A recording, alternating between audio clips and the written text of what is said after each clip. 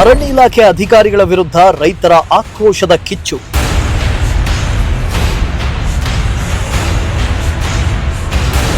ಅರಣ್ಯ ಪ್ರದೇಶವನ್ನ ರೈತರು ಒತ್ತುವರಿ ಮಾಡಿಕೊಂಡಿರೋ ಆರೋಪ. ವಿಷ ಕೊಟ್ಟು ಸಾಯಿಸಿ ಆಮೇಲೆ ಜಮೀನು ಪಡ್ಕೊಳ್ಳಿ.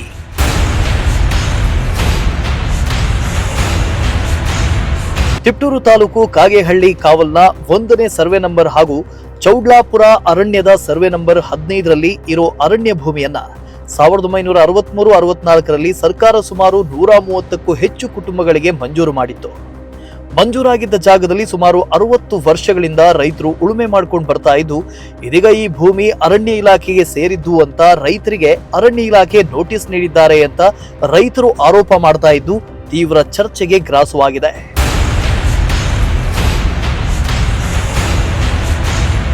ಹೌದು, ಕಾಗೇಹಳ್ಳ ಕಾವಲ್ನ 1ನೇ ಸರ್ವೆ ನಂಬರ್ ಹಾಗೂ ಚೌಡ್ಲಾಪುರ ಅರಣ್ಯದ ಸರ್ವೆ ನಂಬರ್ 15ರಲ್ಲಿ ಸರ್ಕಾರ ಜಮೀನನ್ನ ಮಂಜೂರು ಮಾಡಿತ್ತು. ಈ ಜಾಗಕ್ಕೆ ಸಾಗುವಳಿ ಚೀಟಿಯನ್ನ ಕೂಡ ನೀಡಲಾಗಿತ್ತು. ಸರ್ಕಾರದಿಂದ ಎಲ್ಲಾ ಸೌಲಭ್ಯಗಳನ್ನ ಕೂಡ ನೀಡಲಾಗಿತ್ತು. ಆದ್ರೆ ಇದೀಗ ಏಕಾಏಕಿ ಅರಣ್ಯ ಇಲಾಖೆಯು ಈ ಭೂಮಿ ಅರಣ್ಯ ಪ್ರದೇಶಕ್ಕೆ ಸೇರಿದೆ ಅಂತ ನೋಟಿಸ್ ಕೊಟ್ಟಿದ್ದು, ಆದ್ರೆ ಈ ಭೂಮಿ ತಮಗೆ ಸೇರಿದ್ದು ಅಂತ ಅನ್ನೋದಾದ್ರೆ ದಾಖಲಾತಿಗಳನ್ನ ಕೋರ್ಟಿಗೆ ಸಲ್ಲಿಸಿ ಅಂತ ತಿಳಿಸಿದ್ರಿಂದ ನಿನ್ನೆ 100 ಮಂದಿ ರೈತರು ತಮ್ಮ ತಮ್ಮ ದಾಖಲೆಗಳೊಂದಿಗೆ ತೆರಳಿದ್ರು. ಆದ್ರೆ ಈ ವೇಳೆ ರೈತರಿಗೆ ಯಾಮಾರಿಸಿದ ಸಹಾಯಕ ಅರಣ್ಯ ಸಂರಕ್ಷಣಾಧಿಕಾರಿ ಭರತ್ ತಾವು ನೀಡಿರೋ ದಾಖಲಾತಿಗಳೊಂದಿಗೆ ತಾವು ಒತ್ತುವರಿ ಮಾಡಿಕೊಂಡಿರೋ ಜಾಗಕ್ಕೆ ಸಂಬಂಧಿಸಿದ ದಾಖಲೆಗಳನ್ನ ನೀಡ್ತೇವೆ ಅಂತ ಮೊದಲೇ ಬರೆದುಕೊಂಡಿರುವ ಟಿಪ್ಪಣಿಗೆ ರೈತರ ಬಳಿ ಸಹಿ ಹಾಕಿಸಿಕೊಂಡಿದ್ದಾರೆ ಅಂತ ಆರೋಪಿಸಿದ್ರು. ಮೊದಲು ನಮಗೆ ವಿಷ ನೀಡಿ ಸಾಯಿಸ್ಲಿ, ಆ ನಂತರ ನಮ್ಮ ಜಮೀನನ್ನ ಪಡ್ಕೊಳ್ಳಿ ಅಂತ ಅರಣ್ಯ ಇಲಾಖೆ ವಿರುದ್ಧ ರೈತನೋರ್ವ ಆಕ್ರೋಶ ಹೊರಹಾಕಿದ್ರು.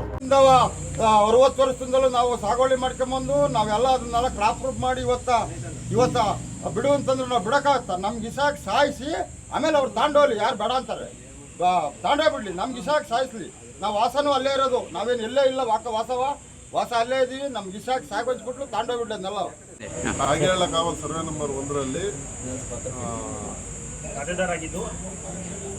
ಜಮೀನು ಮಂಜೂರಾಗಿದ್ದು ಕೆಲವನ್ನು ನಾವು ಕ್ರಯಕ್ಕೆ ಕೊಂಡಿದ್ದೀವಿ.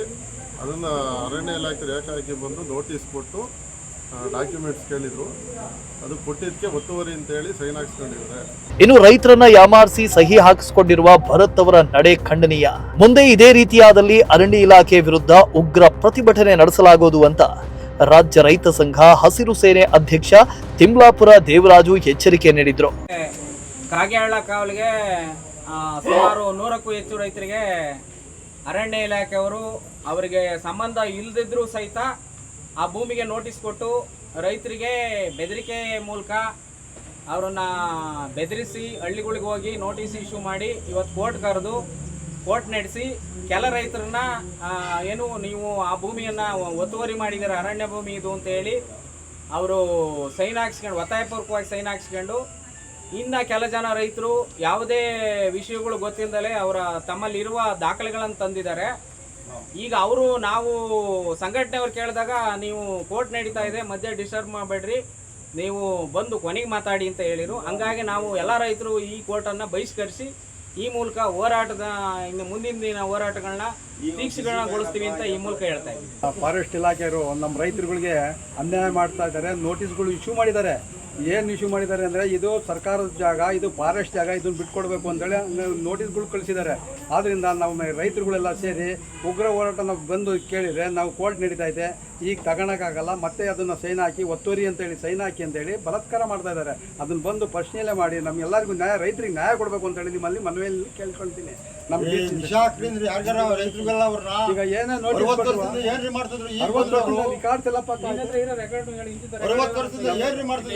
ನಮ್ಮ ಹತ್ರ ಪಕ್ಕ ರಿಕಾರ್ಡ್ಸ್ ಇದಾವೆ. ಇದು ಸರ್ಕಾರ ಕೊಟ್ಟಿರೋ ಜಾಗನೇ, ಮಂಜೂರು ಚೀಟಿ ಕೊಟ್ಟವ್ರೆ, ಎಲ್ಲ ಸಾಗುವಳಿ ಚೀಟಿ ಕೊಟ್ಟಿದ್ದಾರೆ, ಎಲ್ಲಾ ತರದ್ದು ದಾಖಲಾತಿಗಳು ನಮ್ಮ ಹತ್ರ ಇದಾವೆ. ಅದನ್ನು ಪರಿಶೀಲನೆ ಮಾಡಿ ನಮಗೆ ನ್ಯಾಯ ಕೊಡಿಸ್ಬೇಕು ಅಂತ DC ಮೇಡಮ್ನವರಿಗೆ, ಆಮೇಲೆ ನಮ್ಮ AC ಮೇಡಮ್ನವರಿಗೆ, ನಮ್ಮ ತಹಸೀಲ್ದಾರ್ ಸಾಹೇಬರಿಗೆ ಎಲ್ಲರಿಗೂ ಮನವಿ ಮಾಡಿ ನಾನು ಕೇಳ್ಕೊಳ್ತಾ ಇದ್ದೀನಿ. ನಾನು ಮಾಜಿ ಕೌನ್ಸಿಲರ್ ಮೊಹಮ್ಮದ್ ಗೌಸ್ ಅಂತ. ಅರಣ್ಯ ಇಲಾಖೆ ಅಧಿಕಾರಿಯು ಬಲವಂತವಾಗಿ ರೈತರಿಂದ ಸಹಿ ಮಾಡಿಸಿಕೊಂಡು ಅನ್ಯಾಯ ಮಾಡಿದ್ದಾರೆ ಅಂತ ಆರೋಪ ಕೇಳಿ ಬಂದಿದ್ದು, ಮುಂದಿನ ದಿನಗಳಲ್ಲಿ ರೈತರಿಗೆ ನ್ಯಾಯ ಸಿಗುತ್ತಾ ಅಥವಾ ರೈತರ ಹೋರಾಟ ಮುಂದುವರಿಯುತ್ತಾ ಅಂತ ಕಾದು ನೋಡಬೇಕಿದೆ. ಕಿರಣ್, ಪ್ರಜಾಶಕ್ತಿ ಟಿವಿ, ತುಮಕೂರು.